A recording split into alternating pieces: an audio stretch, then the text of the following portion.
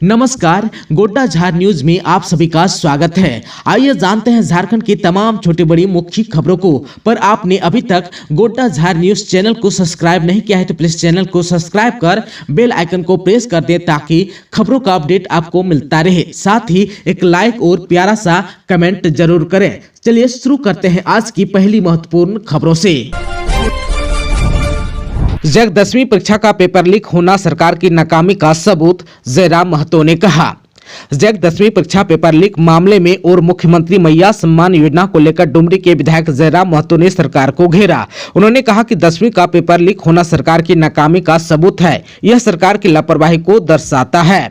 वहीं विधायक ने कहा कि बच्चे हताश और परेशान हैं, उनका भविष्य अधर में लटका हुआ है। हर बार सरकार सिर्फ जांच के नाम पर टाल मटोल करती है। सरकार ने पेपर लीक रोकने के लिए अब तक कोई ठोस उपाय नहीं किया है।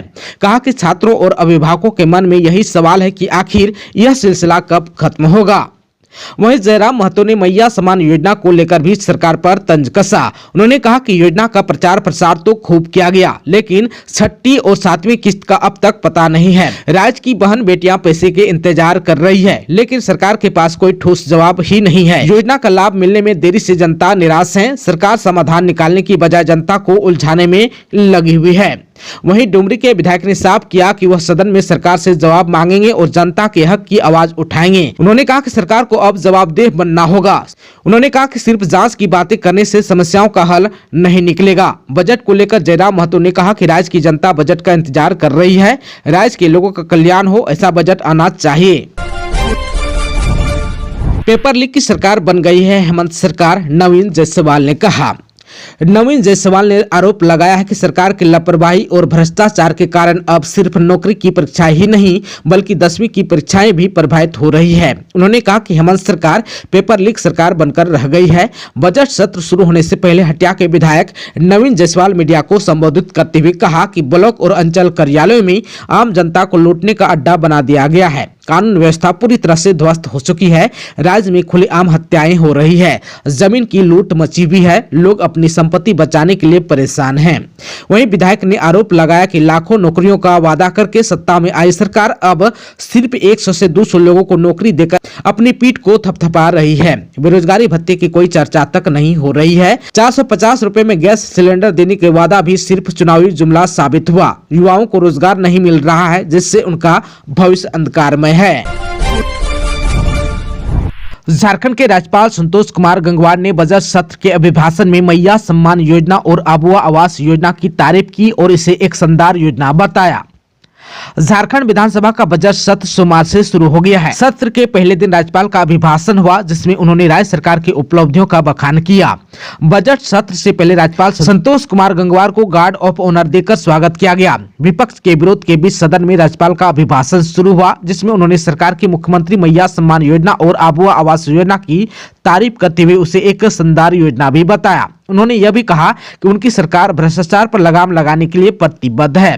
वहीं राज्यपाल संतोष कुमार गंगवार ने अपने अभिभाषण में कहा कि हमारी सरकार महिलाओं को सशक्त बनाने की दिशा में लगातार कार्य कर रही है। इसके तहत फूलो झानो आशीर्वाद योजना, मैया सम्मान योजना की शुरुआत की गई। इसके अलावा हमारी सरकार आबुआ आवास योजना के तहत 31 मीटर में 3 कमरों वाला मकान बनाने के लिए 2 लाख रुपए की सहायता राशि देती है। साथ ही साथ किसानों के 2 लाख रुपए तक लोन कृषि ऋण माफी योजना के तहत माफ कर दिए गए हैं। वहीं झारखंड विधानसभा के सदन में राज्यपाल संतोष कुमार गंगवार ने सरकार द्वारा रोजगार की दिशा में किए गए कार्यों का भी बखान किया। उन्होंने कहा कि प्रदेश के युवाओं को रोजगार के अवसर सुनिश्चित करने को लेकर हमारी सरकार ने 63 रोजगार मेले में 81 भर्ती कैंप आयोजित किए। साथ ही सरकारी क्षेत्र में भी हर संभव लोगों को रोजगार दिलाने का प्रयास जारी है। खादी ग्राम योजना के तहत भी लोगों को रोजगार दिलाने का प्रयास जारी है। वहीं राज्यपाल ने कहा कि जनजातीय क्षेत्रों में शिक्षा को बढ़ावा देने के लिए 3 आवासीय विद्यालय दुमका और बोकारो में बनाने का निर्णय लिया है। इसके अलावा मातृभाषा आधारित सामग्रियों को विकसित किया जा रहा है। वहीं अनाथ और दिव्यांग छात्रों के लिए वाल्मीकि छात्रवृत्ति की भी शुरुआत की गई है। वहीं 2100 से अधिक विद्यालयों में किचन गार्डन की स्थापना की गई है। साथ ही ICT कार्यक्रम के तहत डिजिटल स्मार्ट क्लास की उपलब्धता भी कराई गई है। रांची सिविल कोर्ट का फैसला, गैंगरेप कर शव जलाने वाले हैवानों को अंतिम सांस तक जेल में रखा जाए। रांची सिविल कोर्ट ने गैंगरेप के बाद महिला की हत्या करने वाले रामचंद्र मुंडा, सुखलाल मुंडा और संजय टूटी को आखिरी सांस तक जेल में रहने की सजा सुनाई। इसके साथ ही अदालत ने सभी दोषियों पर 60-60 हजार रुपए का जुर्माना भी लगाया। अदालत ने तीनों को 7 फरवरी को दोषी करार दिया था। पीएम मोदी ने भागलपुर में पीएम किसान योजना की राशि जारी की। नीतीश को लाडला सीएम कहा। कुंभ वाले बयान पर भी लालू को घेरा। प्रधानमंत्री मोदी सोमवार को बिहार के भागलपुर पहुंचे। यहां एक रैली को संबोधित किया। श्री मोदी ने पीएम किसान सम्मान निधि योजना के तहत 19वीं किस्त जारी की। आप सबको बता दूं कि सोमवार को देश के 9.8 करोड़ से भी अधिक किसानों के खाते में 2000 रुपए ट्रांसफर कर दिए गए। पीएम किसान योजना के तहत हर लाभार्थी किसान को हर 4 माह में 2000 रुपए यानी कि 3 किस्तों में कुल 6000 रुपए सालाना दिए जाते हैं। वहीं पीएम मोदी ने रैली को संबोधित करते हुए कहा कि हमारे लाडले मुख्यमंत्री नीतीश कुमार का स्वागत है। लालू यादव पर भी हमला बोलते हुए उन्होंने कहा कि जो लोग पशुओं का चारा खा सकते हैं वह स्थितियों को कभी नहीं बदल सकते। वहीं प्रधानमंत्री ने कुंभ को लेकर भी राजद को घेरा। कहा कि जंगल राज वालों को हमारी आस्था से नफरत है। जंगल राज वाले महाकुंभ को गाली दे रहा है। आप सबको बता दूं कि कुछ दिनों पहले जो है लालू यादव ने कहा था कि कुंभ का क्या मतलब है, फालतू है कुंभ। वहीं पीएम ने कहा कि पहले किसान यूरिया के लिए लाठी खाता था, यूरिया की कालाबाजारी होती थी, लेकिन आज किसानों को पर्याप्त खाद मिलती है। कहा कि हमने कोरोना काल में भी किसानों को खाद की कमी नहीं होने दी। धनबाद में कोयला चुनने के दौरान मलबे में दबकर एक की हुई मौत, युवती हुआ घायल। धनबाद के बीसीसीएल सिजवा क्षेत्र के तेतुलमारी स्थित KWMC परियोजना में आउटसोर्सिंग पैच के समीप सोमवार को एक हादसा हो गया। पैच में कोयला चुनने के दौरान बाघा नामक एक व्यक्ति की मलबे में दबकर मौत हो गई। वहीं एक युवती दबकर गंभीर रूप से घायल हो गई। घायल युवती को कोयला चुन रहे अन्य लोगों ने मलबे से निकालकर इलाज के लिए अस्पताल पहुंचाया, जहां उसका इलाज चल रहा है। युवती की स्थिति स्थिर बताई जा रही है। इधर बीसीसीएल सिजवा क्षेत्र प्रबंधन व स्थानीय प्रशासन ने हादसे की जानकारी होने से इनकार किया है। प्रशासन की तरफ से इस घटना पर कोई स्पष्ट बयान सामने नहीं आया है। स्थानीय लोग इस पर गहरी नाराजगी जाहिर कर रहे हैं। इस हादसे से कोलियरियों में सुरक्षा पर गंभीर सवाल उठने लगे हैं। जेडीयू ने किया झारखंड में संगठन विस्तार, नए पदाधिकारियों की नियुक्ति। जनता दल यूनाइटेड यानी कि जेडीयू ने संगठन को और मजबूत करने के लिए नए पदाधिकारियों की नियुक्ति की है। प्रदेश अध्यक्ष खीरू महतो ने इस संदर्भ में कई अहम मनोनयन किए हैं। जदयू ने प्रदेश कार्य समिति का विस्तार कर अभिषेक पांडे, मीर असरार, शिवशंकर मुंडा और नीतीश ओझा को शामिल किया है। इसके अलावा पूर्वी सिंहभूम जिला का नया अध्यक्ष सुबोध श्रीवास्तव को भी नियुक्त किया गया है। वहीं जदयू के प्रदेश अध्यक्ष खीरू महतो ने कहा कि इन नए पदाधिकारियों से पार्टी का संगठन और मजबूत होगा और आगामी चुनाव में इसका सकारात्मक प्रभाव दिखाई देगा। पीएम मोदी के प्रयास से कृषि क्षेत्र में तेजी से हुई है प्रगति, बाबूलाल मरांडी ने कहा। बीजेपी के प्रदेश अध्यक्ष बाबूलाल मरांडी ने पीएम किसान सम्मान योजना के 6वें वर्ष पूरे होने पर देश के सभी किसानों को शुभकामनाएं दी। उन्होंने सोशल मीडिया में पोस्ट करते हुए कहा कि पिछले 10 वर्षों में प्रधानमंत्री नरेंद्र मोदी के प्रयासों से कृषि क्षेत्र में तेजी से प्रगति की है। कहा कि छोटे किसानों को दी जा रही आर्थिक सहायता से उनकी बाजार तक पहुंच बढ़ी है, खेती की लागत भी घटी है और उनकी आय में वृद्धि हुई है। अब तक किसानों के खातों में लगभग 3.5 लाख करोड़ रुपए सीधे पहुंच चुके हैं। हमारा यह प्रयास अन्नदाताओं को सम्मान, समृद्धि और नई ऊर्जा प्रदान कर रहा है। STEM शिक्षा को बढ़ावा देने के लिए झारखंड में शिक्षकों के पहले चरण का प्रशिक्षण संपन्न। राज्य में विज्ञान और गणित शिक्षा को सशक्त बनाने के उद्देश्य से झारखंड शिक्षा परियोजना परिषद और भारतीय विज्ञान एवं शिक्षा अनुसंधान संस्थान यानी कि IISER पुणे के संयुक्त प्रयास से स्टेम शिक्षा पर आधारित 3 दिवसीय आवासीय शिक्षक प्रशिक्षण कार्यक्रम सफलतापूर्वक संपन्न हुआ। यह प्रशिक्षण IRISE यानी कि inspiring India in research innovation in stem education कार्यक्रम के तहत जनवरी और फरवरी 2025 में आयोजित किया गया। स्टेम तकनीकों और न्यूनतम शैक्षणिक उपकरणों का उपयोग कर छात्रों में विज्ञान और गणित के प्रति रुचि विकसित करने के उद्देश्य से यह कार्यक्रम शुरू किया गया। प्रथम चरण में चतरा, पलामू, गिरिडीह, हजारीबाग, पाकुड़, जामताड़ा, सरायकेला, साहिबगंज, गोड्डा, दुमका, देवघर, पूर्वी सिंहभूम और पश्चिमी सिंहभूम के शिक्षकों को प्रशिक्षित किया गया। प्रशिक्षण पूरा करने के बाद चयनित शिक्षकों को उनकी कक्षा में किए गए नवाचारों के आधार पर अगले स्तर का 10 दिवसीय उन्नत प्रशिक्षण IISER पुणे में दिया जाएगा। इन शिक्षकों को इनोवेशन चैंपियन यानी कि IC की उपाधि दी जाएगी, जो अपने अपने जिलों में आगे प्रशिक्षण सत्रों का नेतृत्व करेंगे। वहीं इस कार्यक्रम के तहत विद्यार्थियों को इंस्पायर अवार्ड्स मानक योजना में अधिक से अधिक भागीदारी के लिए प्रेरित किया गया। प्रशिक्षण में विशेष रूप से इस बात पर जोर दिया गया कि रटने की बजाय समझने की प्रवृत्ति विकसित की जाए। वैज्ञानिक और गणितीय अवधारणा को दैनिक जीवन की घटनाओं से जोड़कर पढ़ाने पर बल दिया गया।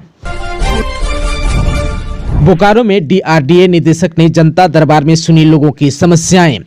बोकारो के DRDA निदेशक मेनका ने सोमवार को जिला समाहरणालय स्थित कार्यालय कक्ष में जनता दरबार लगाकर लोगों की समस्याएं सुनी। उन्होंने शहरी और जिले के ग्रामीण क्षेत्रों से पहुंचे 15 से अधिक लोगों को बारी बारी से बुलाकर उनकी समस्या और शिकायतों पर बात की। कुछ मामलों का तो ऑन द स्पॉट निष्पादन किया, वहीं बाकी लोगों के आवेदनों को संबंधित अधिकारियों को अग्रसरित करते हुए प्राथमिकता के आधार पर निष्पादित करने का निर्देश दिया। जनता दरबार में जमीन का अतिक्रमण, जमीन पर अवैध कब्जा, BSL, बिजली, पेयजल एवं स्वच्छता विभाग, ग्रामीण विकास विभाग सहित अन्य विभागों से संबंधित आवेदन प्राप्त हुए। मौके पर अपर समाहर्ता मोहम्मद मुमताज अंसारी, जिला परिवहन पदाधिकारी वंदना सजेलवलकर, सहायक जनसंपर्क पदाधिकारी अविनाश कुमार सिंह आदि लोग उपस्थित थे। कुल्हान विश्वविद्यालय के बैंक अकाउंट से 1.58 करोड़ निकासी मामले में चाईबासा पुलिस की कार्रवाई, 93 लाख कराया फ्रीज, 2 बैंक कर्मी समेत 3 हुआ गिरफ्तार। कुल्हान विश्वविद्यालय चाईबासा के बैंक अकाउंट से 1.58 करोड़ रुपए की अवैध तरीके से निकासी हुई थी। मामले की गंभीरता को देखते हुए SP आशुतोष शेखर के निर्देश पर गठित SIT की टीम को सफलता मिली।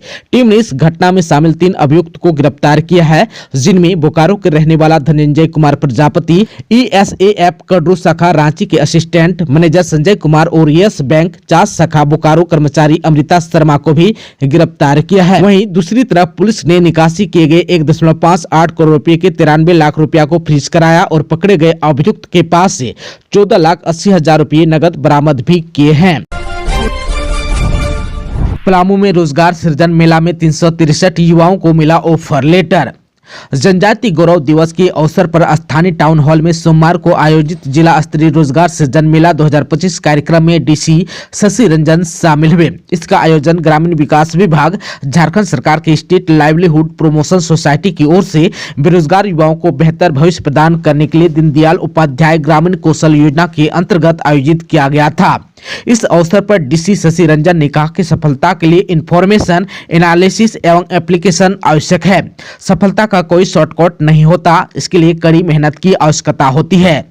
वर्तमान दौर प्रतियोगिताओं का है और तकनीक का विस्तार हुआ है। ऐसे में पढ़ने, सीखने और माहौल से खुद को बेहतर बनाने की आवश्यकता है। किसी काम को करने के लिए नींव को मजबूत करना जरूरी है। नींव को मजबूत करने के लिए मेहनत अति आवश्यक है। वहीं उपायुक्त ने अनुशासन पूर्वक सोशल मीडिया का सदुपयोग करते हुए जीवन शैली को बेहतर बनाने की सीख दी। साथ ही समूह में अध्ययन करने के लिए सभी को प्रेरित किया। उन्होंने AI तकनीक, ChatGPT आदि तकनीक के प्रयोग एवं उसके सकारात्मक प्रभाव से जीवन को बेहतर बनाने के लिए प्रेरित किया। उन्होंने कहा कि जिस तरीके से तकनीक का विस्तार हो रहा है, वैसे में तकनीक के साथ चलना होगा। उन्होंने कहा कि नई चीजें सीखने की ललक होगी तो भविष्य बेहतर कर पाएंगे। उन्होंने रोजगार उन्मुख गतिविधियों को आगे बढ़ाने पर भी बल दिया।